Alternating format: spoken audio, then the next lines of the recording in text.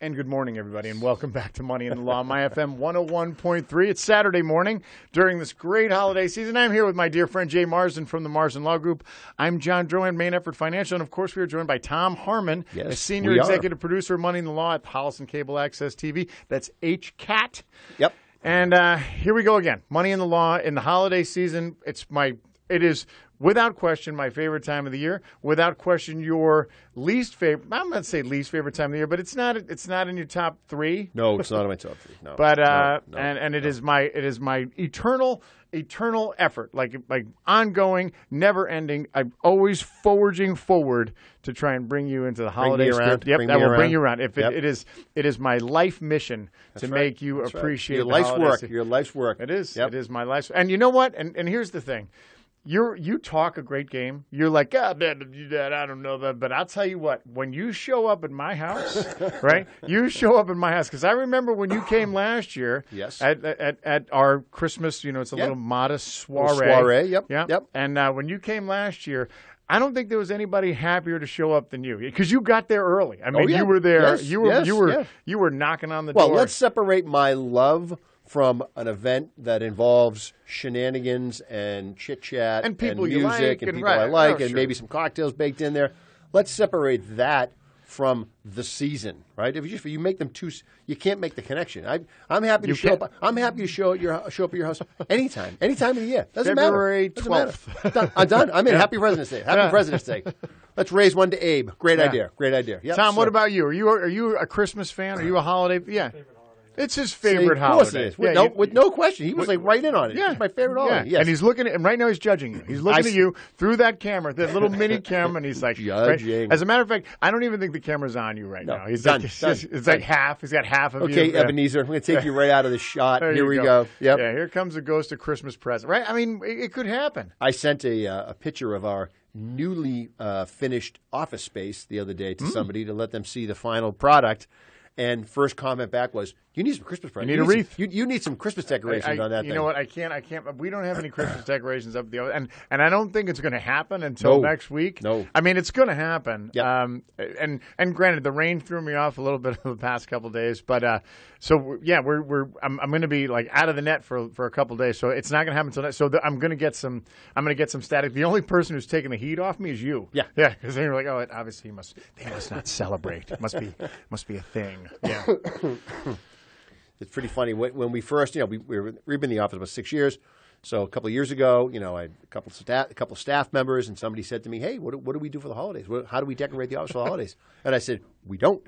And they were like, "What are you talking about?" I said, "We don't put anything up." And they were like, "Oh my God!" Why? So Lauren, who is in charge of all of our marketing, all of our business development, who's phenomenal, says to me, "Do you know where I was born?" Yeah. And I said, "No, I have no idea." North Pole? A hospital?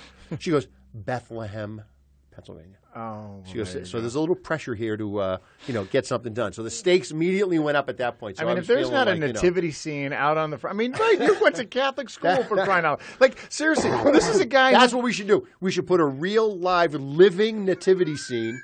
We should hire the actors right on the. They could be right on the front lawn. Just be there for 4 days, right? Yeah. Bring in some camels. Bring in some donkeys. Yeah. Bring shepherds, in everybody, the whole 9 yards. Some wise men, if we could find them. Three them.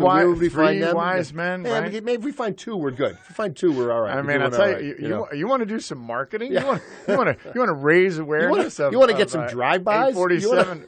You want to have people know where Marsden Law is located. Right, but come on by and see our living, breathing nativity scene right here on the front lawn. But it's like at the actor level is like the same as like the ones in Times Square. You know, the guys are like they're wearing like the suits, but they got the mask kicked back because it's too hot. They're like, they're walking around. They're trying to talk to you, bumming cigarettes. Hey, Mary, Mary, hey, you heading down to Superette? Yeah, bring me a pack of Marlboro Reds, hot pack. They don't sell them down there. You got to go to CVS. No, don't sell them at CVS now anymore. It's a joke. Run down to this convenience store. Ridiculous. Run down to the Packy. Grab me some smokes. I'm on my break.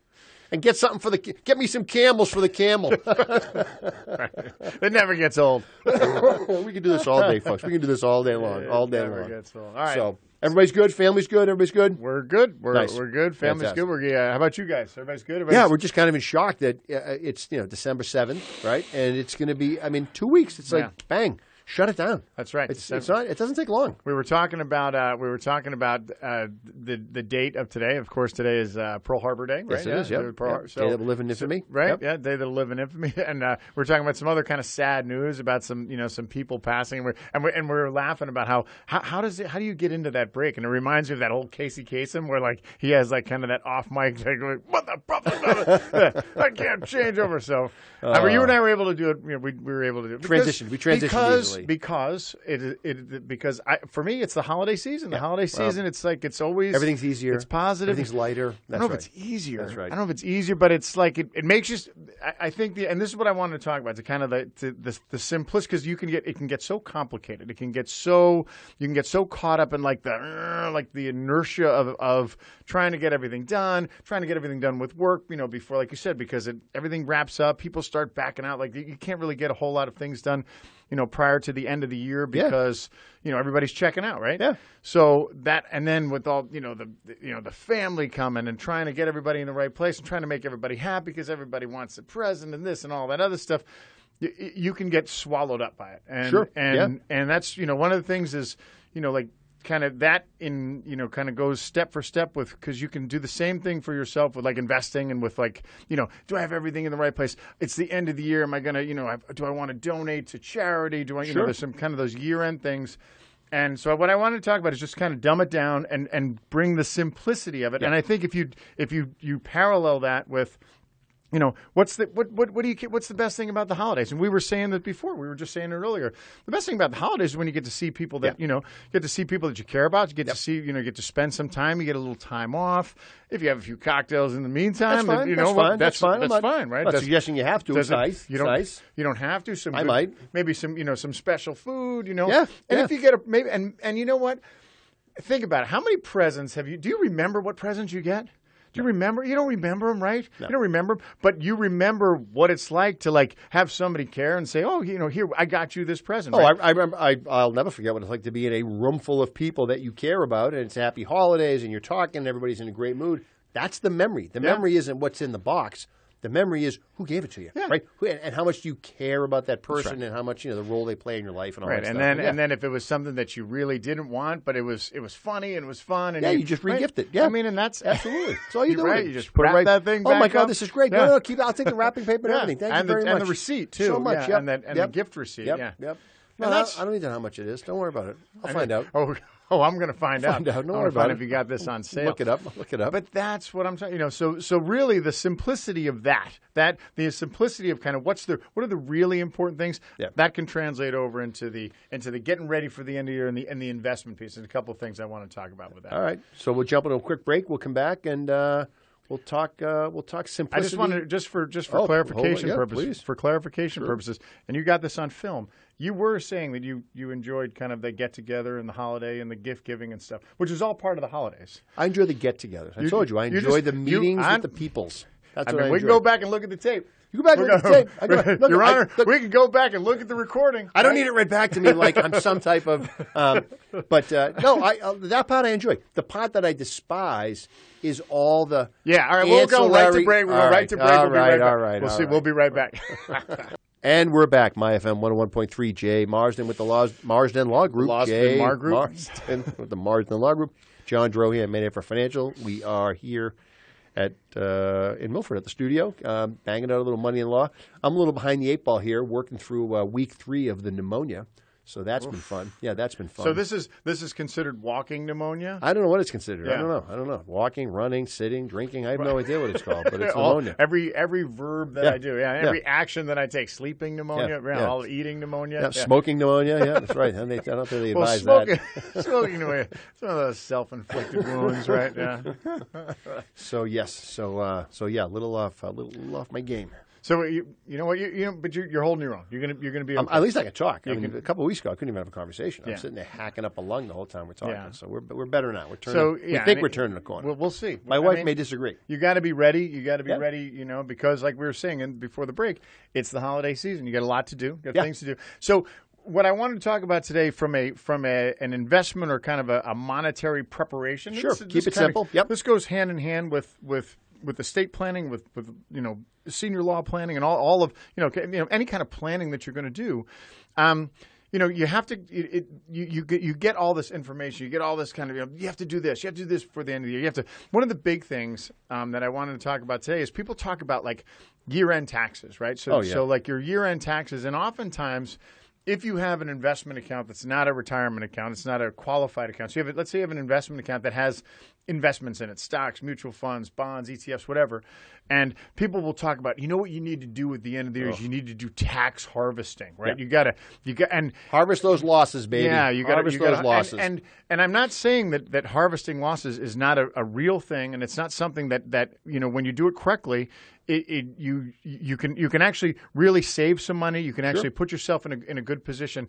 But it's one of those things where people get so hung up on it. And, in our business, in our line of work, you have, especially you have all the fund companies and all these, all kind of the big investment firms kind of beat you over the head. Like, you got a tax loss, you got to do tax harvest, you got to tax. But what I think happens is people don't really understand kind of what that entails. And it becomes this thing where it becomes a way bigger thing than it actually needs to be.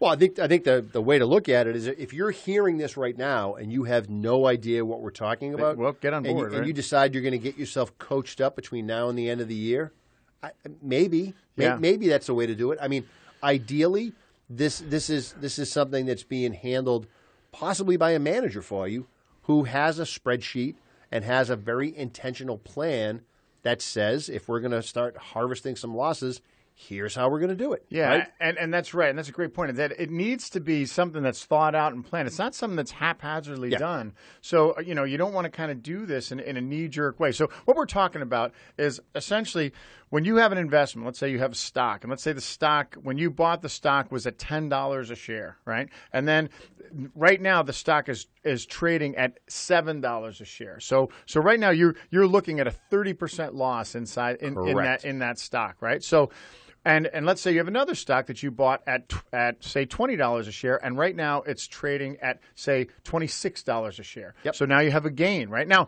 again, when we're talking about individual stocks, and this is an important thing, you don't appreciate the loss or the gain unless you sell it, right?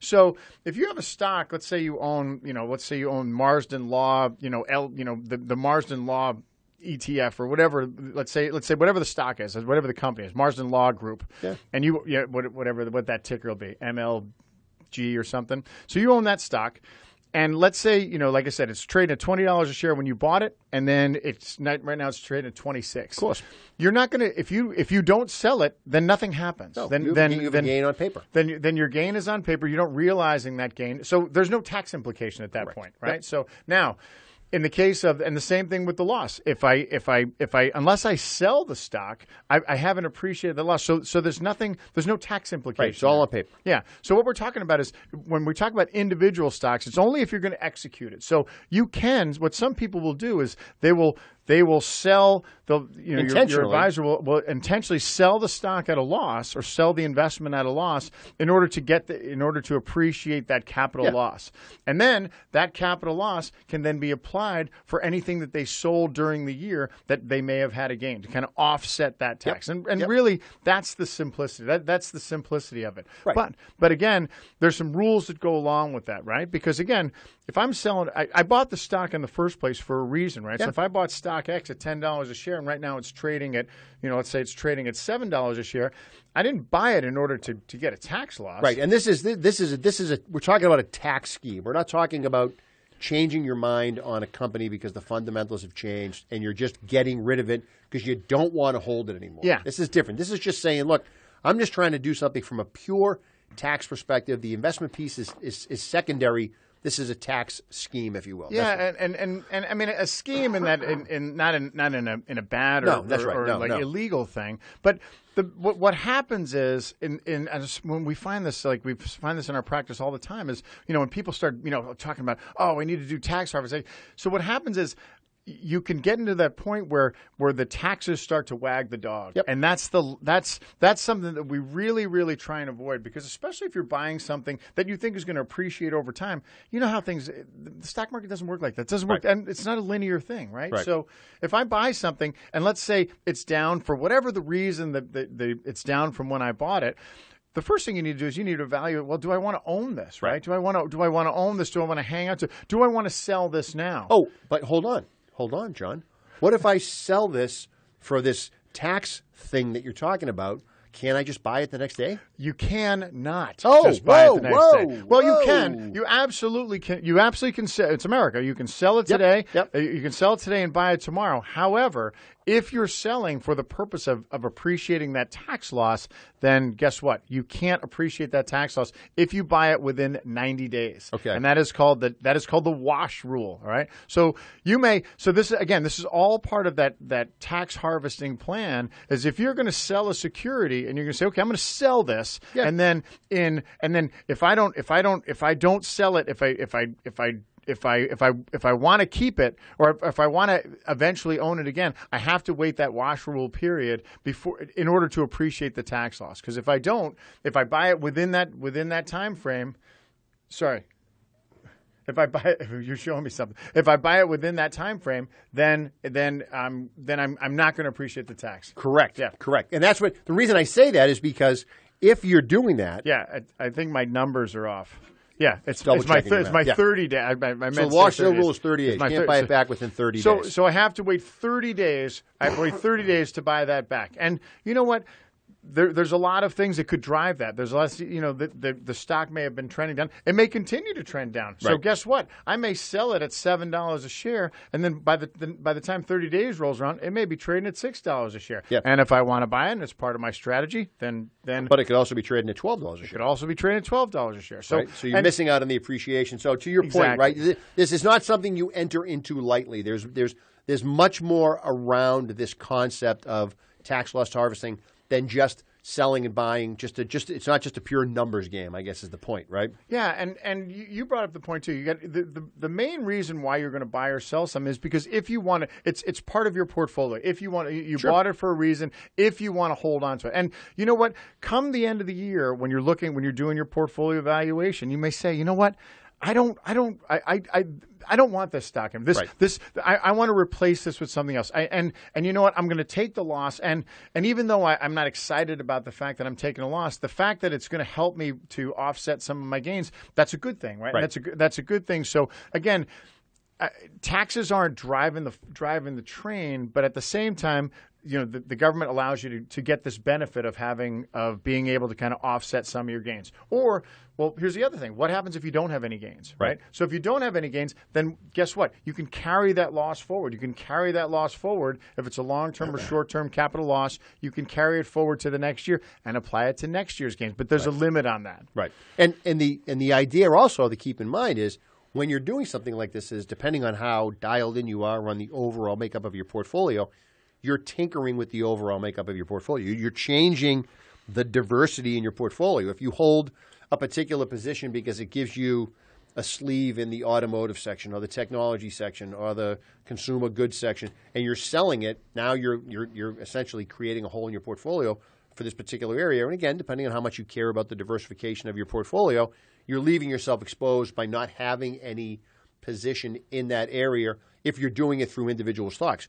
Mutual funds, slightly different animal. Slightly different animal. In some cases, a much more favorable animal because it's easier to harvest losses and keep the portfolio diversification exactly in line because the tax code makes no distinction between selling large cap growth fund A for a loss and buying large cap growth fund B the next day. That's considered completely different transactions. Two different securities. Two different securities, absolutely right. So there is no wash sale rule for that type of transaction because you're not buying back the same stock. So if you're doing this with mutual funds, it's a little bit easier. So again, we're trying to keep it simple here, but the idea is if you're going to do some tax loss harvesting, don't do it on the fly. Decide that this is a part of the way you want your portfolio handled and get coached up on it or find somebody who's coached up on it and let them do it. But if your advisor is telling you this is why we're doing all this selling and buying at the end of the year, there's a reason.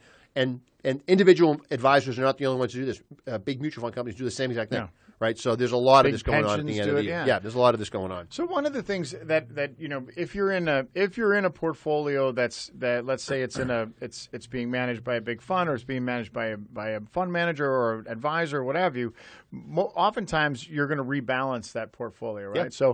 So oftentimes the whole tax piece and the tax harvesting and the tax implications, that's considered when that rebalance happens, right? So oftentimes the rebalance will include this kind of form of tax harvesting that you're going to do regardless. So they if your portfolios get like the rebalance piece of it, that's a really important thing because again as part of a good practice, rebalancing is a very common thing that happens in portfolios. So if you're getting rebalanced, it means that you're resetting your portfolio, which may cause you to sell certain things that you've had gains in. Yeah. And buy certain things that you've had losses in. And then if you and your portfolio manager may realize, say, oh, well, wait a minute, if we rebalance this, then there's going to be a significant tax implication. There's going to be a significant tax gain that happens here. Yeah. And so I recognize this, so therefore we're going to discuss potentially selling something to kind of offset that gain, that's tax harvesting. The important thing is this. It's not something to be done that's to be taken lightly. It's not something to be done, like Jay said, it's not something to be done like kind of, on the fly.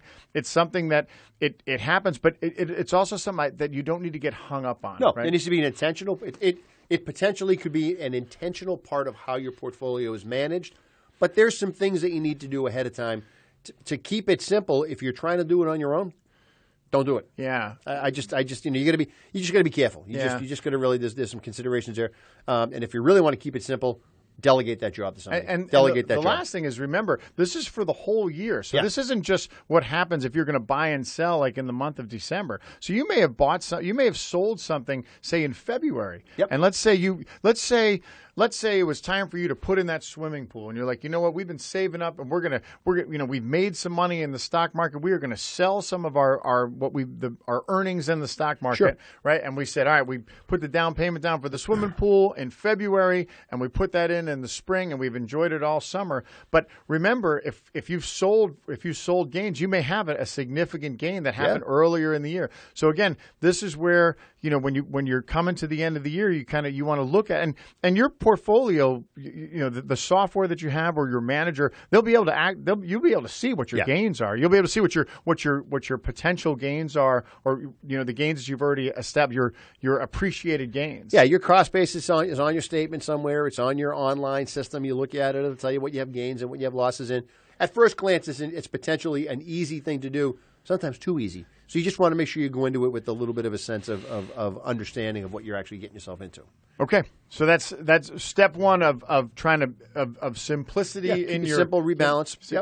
Your rebalance. Don't let taxes wag the dog. Nope. But at the same time, don't be ignorant of them either. Yeah. Right? Don't be ignorant of them either. Okay, so let's take a quick break. We'll come back and talk about round two. Ooh, exciting. Right. Yeah, hey, hold on to your seat. You only need the edge. Don't go anywhere. We'll be right back. My FM 101.3, Holliston Cable Access TV, Money in the Law. We'll be right back. And we're back. My FM 101.3, Jay Marsden with the Marsden Law Group, John Drohan, Main Effort Financial. Tom steering us through the cosmos here, keeping us handsome and skinny on the camera. That's part. He said that's the hardest part. That's the hardest part. He said of the work he does. I mean, you've been sick, so maybe you've been able to keep some weight off, right? Because you haven't been able to breathe and eat at the same time. So that works for you, right? It's one way to do it. It's helpful. It's helpul. Helping get down my fighting weight before the holidays. Yep. That's right. All right. So we're talking about kind of the how the trying to keep things to simplify things and keep kind it simple. Year end. Keep and it simple. Streamline things. Just and again how that parallels with the holiday season. So let's talk about we all know what happens during the holidays, right? We all know about kind of how everything starts. I thought those records were sealed. No. Right. They've been released, like the Zapruder film. So all these things happen. Like everything starts to mount up, and you think you have enough time for things. I think I have enough time to get this shopping done. I think I have enough enough time for this, and then all of a sudden, before you know it, like we're saying, it's December 7th. Yeah. And you know what? We're going to be here a week from now, and it's going to be December 14th, and it's going to be and then we get to December. When you get it in the time of the calendar in December that starts with the twos, people really start fading away, right? Yeah, right. Everyone's because focused 5 on, days later, it's game day, right? Yeah. So one of the things that we try and do, like in our house, is again, how many times you kick yourself and say, I wish I did this early. I wish I shopped early. I wish I planned this. I wish all the time. Yeah, you always and you know what. You didn't do. We were talking about this last night. Like you didn't do it not for the wrong, but for the right reasons. You didn't. You didn't. We didn't go shopping because guess what? We were getting ready for Thanksgiving, right. We didn't go shopping because we had family in town. We had this. That's we right. Had that. The kids were coming home, or we didn't go out on a Wednesday night because we worked that day. And you were worked the night before. So it's like you can't beat yourself up for things like that. Right. So again, I come back to what's the most important thing? Like what are the priorities? The priorities are you want to get everybody, if you're having people over, you want to get everybody there, sure, right? Absolutely. So how is everybody, how is everybody going to get there? Like work that plan out, right? Yep. Like and make sure that and then you got to eat, right? So, you're going to have food. So you can kind of plan that out. And you're going to exchange gifts. So you can make sure that but it doesn't have to be these things where if you don't get the perfect, as we said before, you don't remember what you get, right? You don't remember. And as long as it's thoughtful and something, then that's all people care about, right? That's all.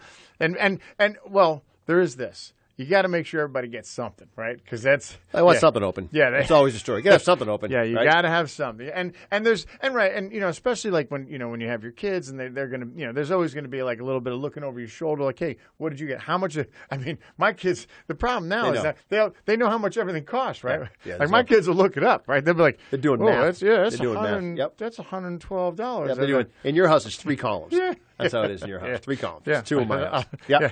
You see, actually there's 4 columns too because because mom gets involved. She's like, well, I want to make sure that I have something to open on Christmas too. You laugh, right? No, I don't. No, I don't. So end of the year, we talk a little bit about tax planning. This question comes up every year. I love the way we handle this question. So the question is, if I'm going to do charitable giving, okay, is it when I write the check? Or is it when they get the check and the check is cashed? I do love this question because our answer every year is we're not answering that question, right? There is no answer. Don't put yourself in a position to even need to ask us that question. Don't do it. If you're going to do some charitable giving, if your accountant says you should write a check to a charity, get that check in the mail this week. Yeah. Right? Then you know it's done. The mail is slow. Everybody takes time processing. At the end of the year, it's crazy. All this other stuff is going on. Don't call up and say, is it when the check was written? Is it when the check was cashed? Is it when the envelope was postmarked? Don't do any of that. If you have to ask that question, forget it. Don't even bother. Because the answer technically is it's when they got the money. Yeah. That's right. It's when. So if, and again, it's not going to matter until somebody asks, until it matters to somebody, until the IRS comes and says, and they do an audit on you and say, well, you deducted this. However, these checks cashed on January 10th. That's right. And you're going to be like, well, but I wrote it. I'm money in the law. I can't be responsible for what the post office does. I don't know what that guy does. I put it in his hand that leaves here. I'm not responsible for that. They kind of apply the as long as my tax return is post dated by April 15th. It's that same mentality. And the technically. That's not true. No, it's they don't care. It's when they get the money. So, again, your Uncle Jay and your Uncle John are looking out for you and this Christmas. So at Christmas, do yourself a favor. If you're going to donate to charity, do it early. Do it now. Yeah, get it out of the way. Because you know what? If they get the check now, even though some of these charities may try and mess with you, and you may think that, that guy just held on to the check. He didn't write it. They may try, probably not. But if they did, they're not going to be able to hold on to that check for 2 weeks. No. Just get it out the door. Get it out the door. We've talked about the use of donor-advised funds in the past. That's the way to do it. That's the way to do it. Yeah. Set up your family foundation. Use a donor-advised fund. Just make the contribution. You can do it ACH. It makes it so easy. You get your donation done, and then you can use the donor-advised fund later to build some real philanthropy within your family because you guys can decide as a team, hey, how much are we going to give away this year and where are we going to give it? And it's a way to instill that idea of charitable giving in your kids if that's what you're trying to do. And it's a great way to help your charitable intent grow and earn more money. So we're big fans. Yeah, and the other thing is this. I mean, what people, we coach our clients. We say, look, you want to donate. You want to donate because you want to. Right. You want to donate because you want to, and because you can afford to do it, Sure. right? Yeah. So again, don't let taxes wag the dog. So you don't donate just so you get a tax deduction, right? Right. You can if you want to, but that's usually not the driving force behind it. It's not, because it's not. Again, you're spending money to save, right? Yeah. And the whole idea of like, if I'm gonna donate to something and I have the ability to do so, then by all means. And Yep. and you can't. I feel like that. Philanthropy and giving, if you can afford to do it, there's so many great causes out there. There's so many organizations that have this unending need for your money that do all these wonderful things. By all means, if you can afford to do it, then do it.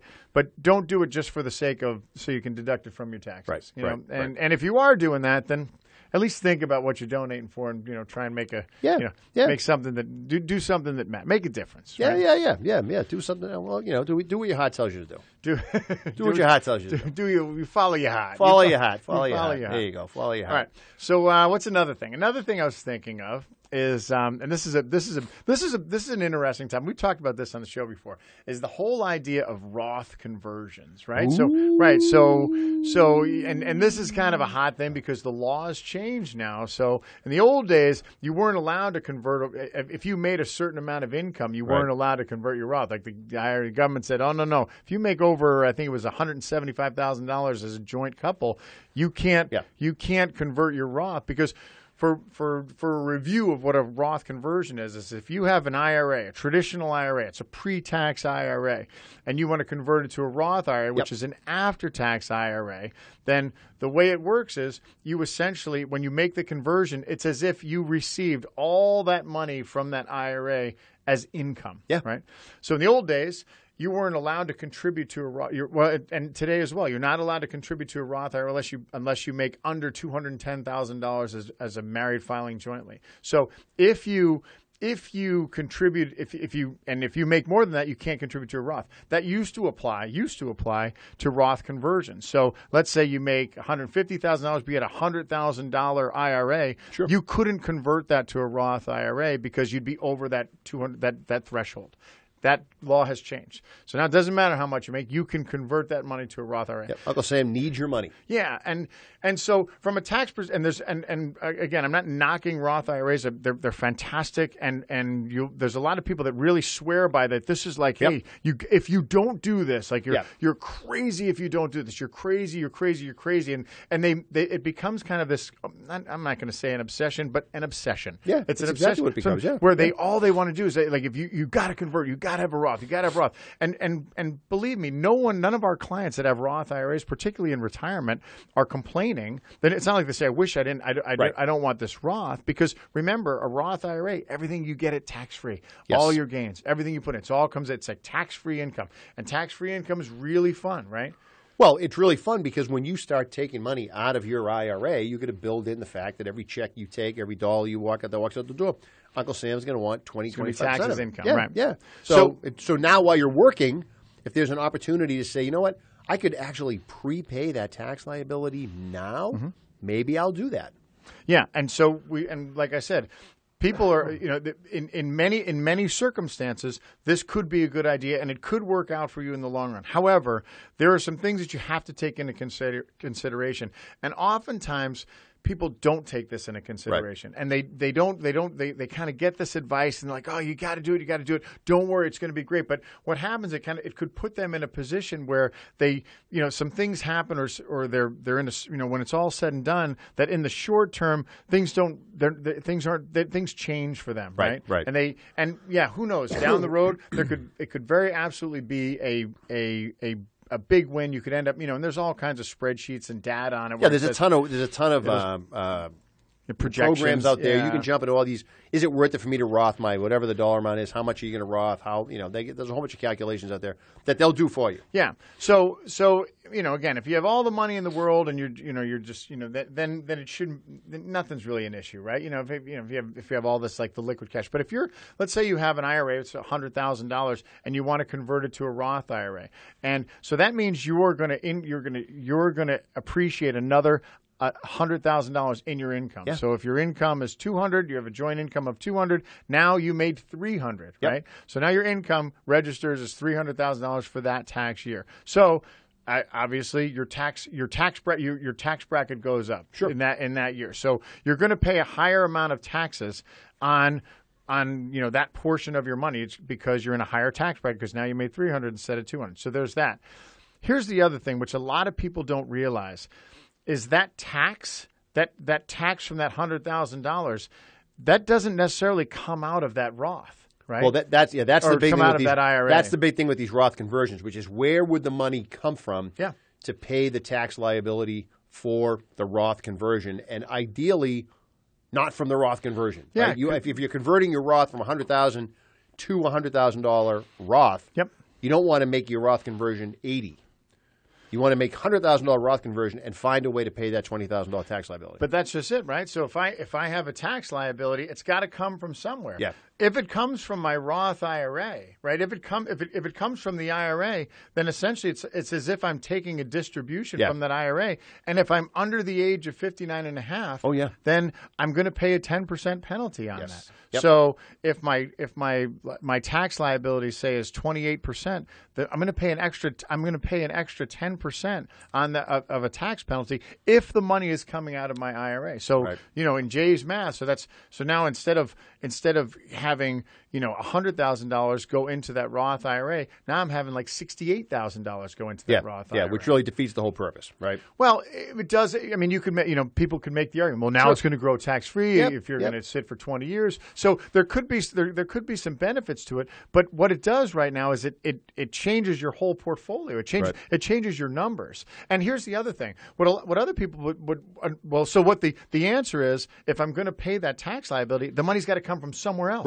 Right. So if I'm going to convert this Roth IRA, that's a great idea. Oh my God, I'm going to have but now I got to find money I got to take money, whether I have cash, whether I have other investments that I need to cash out. Which if I'm cashing out investments, there's the tax, opportunity cost, the tax impact on those. Tax impact. That's right. Exactly. So this there's more to it. So if I have to take if I have a $22,000 tax liability that I have to find $22,000, that changes things. Yeah. And if I'm doing this around Christmas, that could really change things come January because I'm like, wait a minute, where's all my money? Right. Well, and we've talked about this on the show before, where there's this idea of, having the money in the bank, having the money in your investment account is nice and it feels good. And sometimes going through the gyrations to do this, to leave yourself no liquidity, is not something that people love the idea of. And that's a different animal. Yeah, that's a different animal. And if you're rolling in liquidity and you can do it, then by all means, it could be it could work. It could be a very good move for you because it's enabling you to get this money into qualified money, get it into. It's funny. We see this on the estate side all the time. Bet. People come to us and they say, "Look, my asset, my threshold of my assets puts me into the zone where I'm going to start paying some estate taxes, and I don't really want to pay the estate taxes." And this is at the state level, not at the federal level. And so, how do I do this? What can I do to get around this? This is potentially one solution, which is, well, look, you have a big IRA. If this big IRA that you have is going to go, it's going to get included in your estate, the kids are going to pay tax on it, and they start pulling money out of it. Why don't we get in front of it? Why don't we Roth this thing? Let's figure out what the check is that you're going to write. You write the check, and now you're handing your kids all this money tax-free. Right. That could be worth it, and that could be one of those. And if you can write the check, to your point, in a way that kind of gets you under a certain threshold, that could really pay off down the road for your beneficiaries. Yeah, but again, it's got to be something that you understand, like all the ramifications of yes. it. And here's the thing: what oftentimes the driving force. So if you're an affluent, if you're wealthy, right, and you have and you're running into you're running into this issue where you have an estate and you have a lot of liquidity, a lot of money that's outside of qualified accounts, then this may be a very, very good idea. It could be a very opportune thing for you to do. But oftentimes, people they'll get kind of pushed into this where, hey, you need to convert your IRAs to a Roth because then it'll be tax free. And they may not be in the same kind of situation that a wealthy person is, right? That's right. So it's like, okay, that's great. I have $100,000 in an IRA, and down the road, I'll get that all tax free. Because, and they're like, well, we don't know what the tax rates are going to be. The tax rates could go up, things blah, blah, blah, blah, blah. There's all these changes, that no one's really going to know down the road. But what happens is, and the other thing people don't realize is that, there's the tax rate, but then there's the effective tax rate that you pay. So, if someone says, well, I'm in the 28% tax bracket, it doesn't mean that, when you do your taxes and you have all your deductions, whether they're standard deductions or itemized deductions, you're not paying 28% on all that money. Right. That's not how it works. Right. So the idea of like, oh, there's going to be a huge tax rate. Yes, you're going to pay taxes, but it may not be the same. No, it's not the beatdown you think it is. No, that's right. That's right. And we've talked about this on the show before, especially for all you snowbirds who are heading down to Florida, right? Your situation is your situation. Don't confuse your situation with other people's situation because you just don't know all the rules, right? And you don't know people keep a lot of stuff behind the curtain that they're not telling you. So what might seem like a great idea for the guys in Unit 22 might not be a great idea for the people in Unit 82, right? It's just a different animal. There's just different things going on. Of the tracks, right? That's over by that's like by the ninth hole. They're in right? Building B. They're in Building B. You're in Building. They're in the ninth hole. Those guys are on the fifth hole. That's right. Two different. That's right. That's right. So you got to figure this out. So don't get caught up. Your situation is specific to you, and there's a lot of this, commiserating going on, and you just got to make sure that you kind of stay in your lane. So here's some advice that I would give to clients. So unless there's a glaring we have a well thought out plan, and this is something that when we do the math on it, we kind of shoot all the holes in and we say, all right, what is this a good plan to do a Roth conversion in the month of December? It may very well be. Yes, it may very well be. But if it's this is not something that you want to just do. Oh yeah, I talked to my guy, right, and they kind of because there could be some other things that go along with it. Well, yeah, you're going to do a Roth conversion, so we're going to take this IRA and move it into a different account because now this is an account that we manage. Right. So there could be some other factors that are other motivational factors for people to get this done by the end of the year. Unless it's something that intentionally, unless it applies to this tax year and you've thought it through for this tax year, and again, this would probably mean that your accountant was included in this as well, or at least read in on it. It doesn't have to be something that you got to do before Christmas. Right. It just doesn't. It's one of those things where if I do it this year versus if I do it next year. Again, if my circumstances are going to change next year and I'm going to start making a crazy amount of money. Doing it January 3rd might make sense. You push the whole thing off to the 2024. It might make sense. It might make sense. 2023. 2023. Yeah, No, the tax bill will be. Yeah. You lost a year. I did? Well, I'm going to do. You're saying when do you pay your taxes? You pay your taxes on January 3rd? You are good. No, I pay my taxes later when I'm supposed to pay them, but it's as late as I can pay them. April 16th. I don't like to give Uncle Sam anything more than that he guy. needs. You'll see me driving to the accountant's office in October. You will see that if you sit there long enough. You'll see me rolling. I like to hang on to it. I like to hold on to it. It's like your accountant doesn't even call you before in the springtime. It's like I'm just letting you know you're on extension. Right? Don't even send the organizer out, Millie. Don't even send the organizer out. He's not going to look at it until August. Yeah, that's right. That's right. By the way, speaking of year-end and accounts, great opportunity to consolidate. Right? You're going to go around the house, right? You're looking in the closets. You're pulling out old jackets. You're throwing away some old boots. Let's not be afraid to consolidate some of these accounts. Those of you out there who have 6 or 7 credit union accounts because you like to go visit your money on Saturdays and say hi to everybody, let's put an end to that. Let's put an end to that. Right? Let's have one account, maybe 2, but let's consolidate. And by the way, the stock certificates, everybody, we talk about this in the office all the time. You know those dividend checks that you get for $2.18? I mean, because you have money at that computer share place and they send you a statement for each individual position. Verizon, it's always the Verizon. It's always the Bell. Somebody owns phone company stock. Grandpa owns some phone company stock. Now I get Frontier Communications, AT&T, Verizon. Let's get rid of those. Let's close those down. Let's put those into place that they're very easy to do something with. Yeah, and here's the thing, and this doesn't have to happen. That doesn't have to happen before Christmas. No, but it's year-end housekeeping. It's nice. It's nice year-end housekeeping. Here's one more thing, and you just made me realize this or reminded me. How many times have you seen married couples, right? Married couples, and sometimes it's they're on their second marriage, but I've seen it in the first marriage too, right? Married couples and they have separate accounts. They have you have Bob has all his money and his income goes into his bank account, and then Denise has the money goes into her bank account. And then Bob pays all this and Denise pays all this, and you have that, right? I'm okay with that. I'm not. Well, I'll tell you this right now. I'm definitely okay with that when it gets to the second, third, fourth marriage situation, because a lot of times that will intentionally be the plan. There's yours, there's mine, there's ours. Yep. And that's intentionally the plan. But sometimes in some of these other arrangements where I don't understand the accounting, I don't understand the methodology, and they're living on two separate financial platforms, but Well, that's the thing, right? I'm not opposed to it. And I've seen it. Just makes it harder to coordinate. That's all. I've seen it, and I've seen it done well. I've seen it coordinated where, like, yep, we do this, but there is a. It's not a. I'm in charge of these bills. He's in charge of those bills. Yep, and they're organized, right? Oh, yeah. They're organized. But there's I'm in charge of this. I'm in charge of this, and then there's the together, right? And then there's the together piece, because what I've always found is that people. If you're kind of operating parallel with one another, and unless you're like talking about it like and you're in sync and step with one another, you have trouble saving, because someone's going to make more money, someone's going to spend more money. It's just going to be, that's just how it is. That's how life is. Or you're really going to automate the daylights out of that thing. That's the other part of that, right? Yeah. Where you have an automatic. Money comes out of my checking account. Money comes out of your checking account. That money goes into the joint investment account. I mean, I don't see them ever being that organized. But that would be nice. Yeah, that would be nice. Because it's harder to, especially like when you get like into like the big spending seasons, like in the summertime or around the holidays. It's hard. Like, I mean, who's buying all the Christmas presents? And even in like the second, and because I agree with you. I think that in the in kind of like the subsequent marriages, or that you have to do. You always have to have like. You have to, especially if there's children involved, right? Yeah. You have to kind of have that established. And if you go to an estate planning attorney, usually they can organize that for you really easily. Oh, they're good at that. Yeah, they're good at that. So that's an easy fix.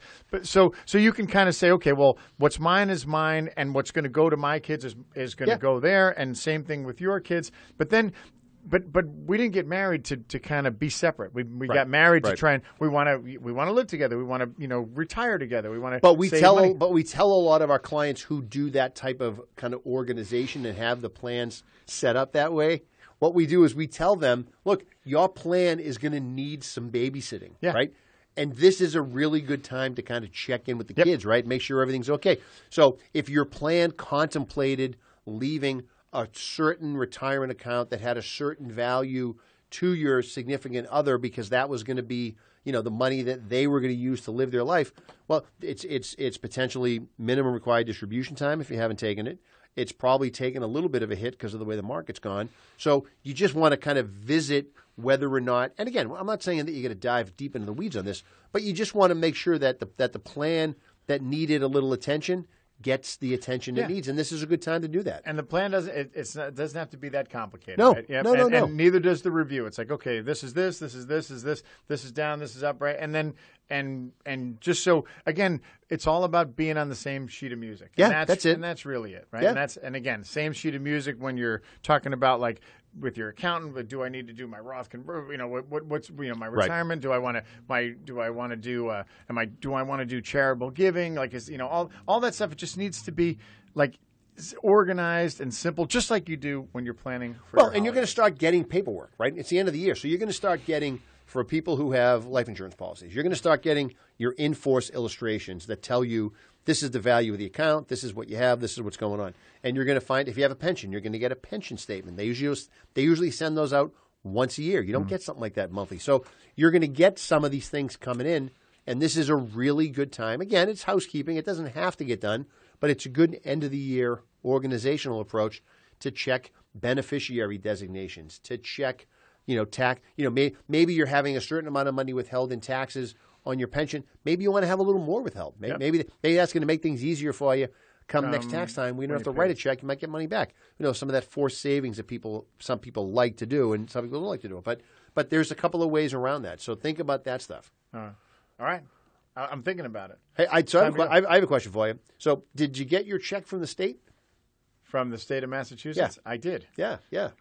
So for those of you who don't know what I'm talking about, so there's a law in the books in the state of Massachusetts that if the state runs a surplus, they have to give the money back, right? And go figure, right? So we got a check too. So He's okay. He's fine. I get so excited when I get money from the state. So it bent some noses out of shape up on Beacon Hill because I think people thought that this money was going to be used for something, some crazy something else. So that's also for those of you who got your check and don't know what to do with it, and if you're looking to get started in a lot of the things that we've talked about, it's a great, it's called found money. Yeah, it's a great way to put some money away. Yeah, remember that? Remember when you got it? You're like, this is right. I wasn't expecting it. This is correct. Yes, and by the way, and the kids are going to get one too. Yeah. Right. So keep an eye out. You know, if you just throw those letters from the state out like most folks do, right? Don't rip it in half. Guilty as charged, right? You're going to so keep an eye out because there's money out there. There's money out there, and it's a great way to either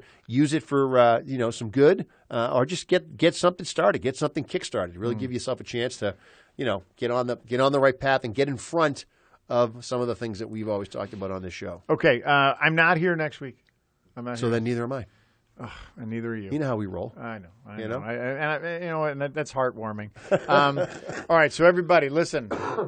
This is from your Uncle Jay and your Uncle John. Keep doing your Christmas shopping, but don't stress out about it, right? No. It's all going to get done. It's all good. It's going to be enjoy, right? And be in the moment. Yep. And you're in the holiday moment, right? Think about, how much fun it's going to be. And, remember when you're a kid, that's the best part. It's like when you're getting ready, when it's it's almost here. It's coming. You're looking at the clock, right? If you're Catholic, you're if they're lighting a second light, this candle, the Advent calendar, right? It's you're like, I can't wait till Christmas is here. So keep enjoying. This is truly the most wonderful time of the year. For those of you who want to drop some type of holiday gift off for John or I, those will be accepted here at the station. And if for some reason they're not accepting them here at the station, my office, John's office, easily found right in downtown Holliston, right on the Mandrake. We're even on the same side of the street just to make it easy for you. That's right. Yeah, you don't have to cross on the other side. Almost the same number. It's easy. It's not. Don't be confused with Toys for Tots. That's right. This is a different. That's right. This can be a wrapped gift. That's right. It doesn't have to be. All right. We'll see everybody in 2 weeks for the just before just Christmas pre-holiday. Yeah. Maybe we'll make it. Maybe we'll have some holiday cheer at that show. Tom loves that. Big smile on his face. Tom loves that. I've never seen him get that emotional. Yeah. Right? Look at him. All right. Beaming. All Good right. stuff. All right. We'll have see a great week, everybody. We'll see everybody next time. Take care.